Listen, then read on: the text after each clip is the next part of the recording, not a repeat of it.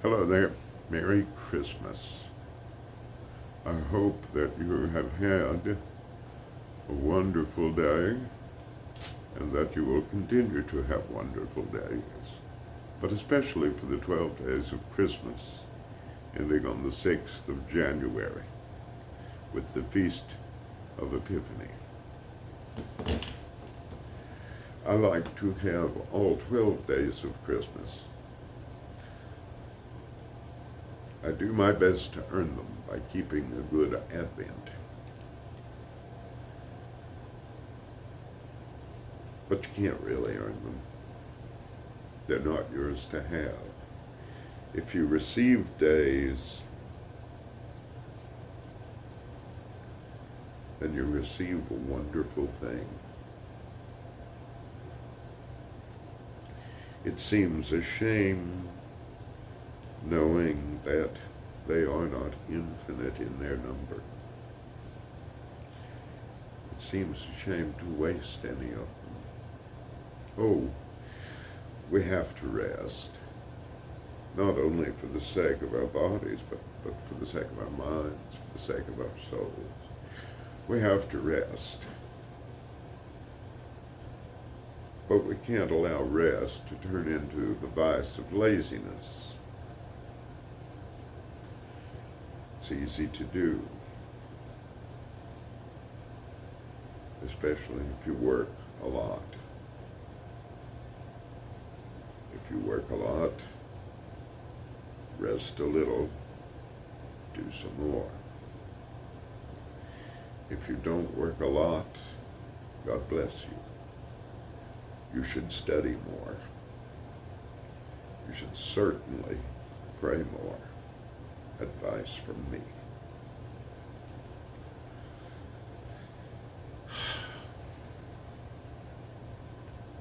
I was thinking of gifts, of course, because it's Christmas. And so I want to talk to you about the most precious gift.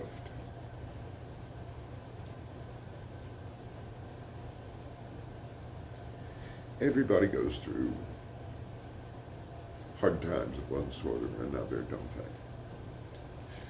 Whether they're emotional hard times, I think we all go through those. Whether they're mental hard times, stress, God forbid, some disorder.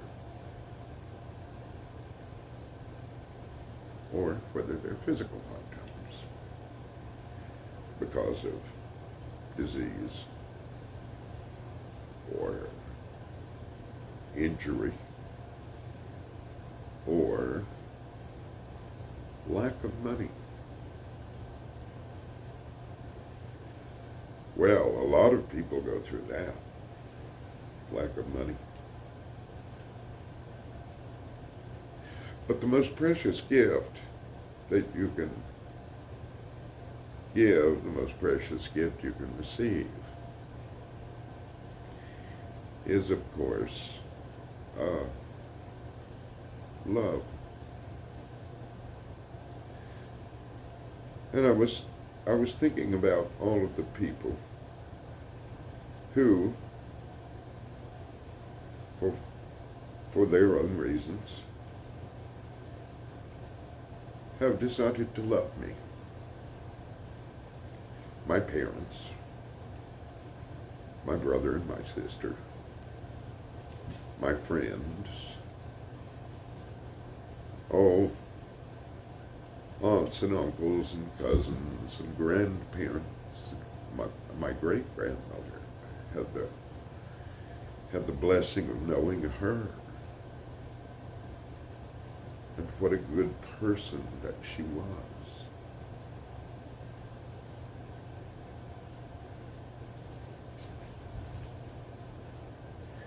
That gift of their love, very, very precious to me. Whether family or friends, that gift is precious. because they're giving me themselves.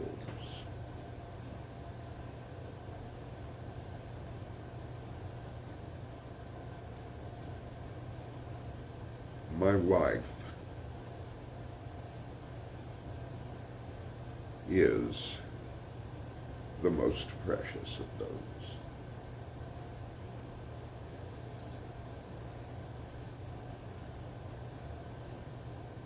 And the great likelihood is, of course, she'll never see this video, and that may be just as well. It's one thing to say you love someone, and quite another to actually love them, to live in a way that seeks their good, their happiness. When I talk to couples who are contemplating marriage, I tell them, this is the key to a happy marriage. Stop thinking about your happiness. Don't give it a thought. Abandon it. Not out of bitterness. Make it no longer your care, because it has become the care of your spouse, your beloved. Instead, worry about the happiness of your beloved. Worry about the happiness of your spouse. You won't have time to worry about your happiness. And you won't need to. You have entrusted your happiness to the one who loves you best. I want you to know, I go on to tell them, that love is a way of life. It's not so much a feeling, although feeling may accompany it, and in the best moments it does. But it's not going to be romance. Romance wears off, and it's just as well that it does. Very little in the world is so vapid, so shallow, as romance. Well, then what sort of love am I speaking of? The kind you give your life away for. That's the kind. To give your life away. To give any concern about your own happiness, to abandon it joyfully.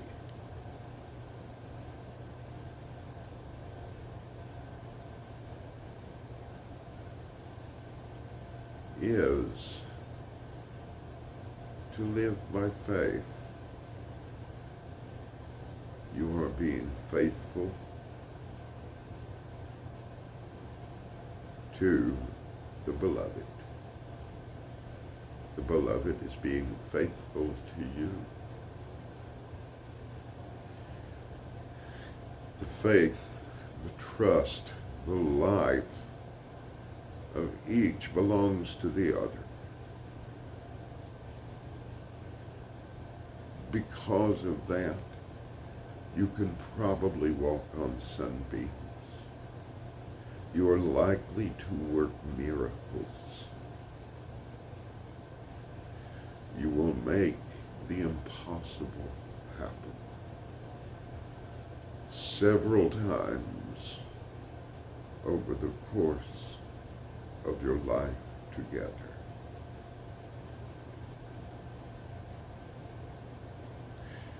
You will live what many would call an improbable life. And it will indeed be wonderful. It will be full of wonders, full of miracles, all brought about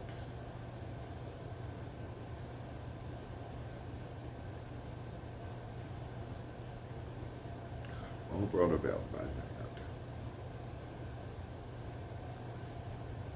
Well, you can apply that in properly ordered ways to all sorts of situations. I hope that you will.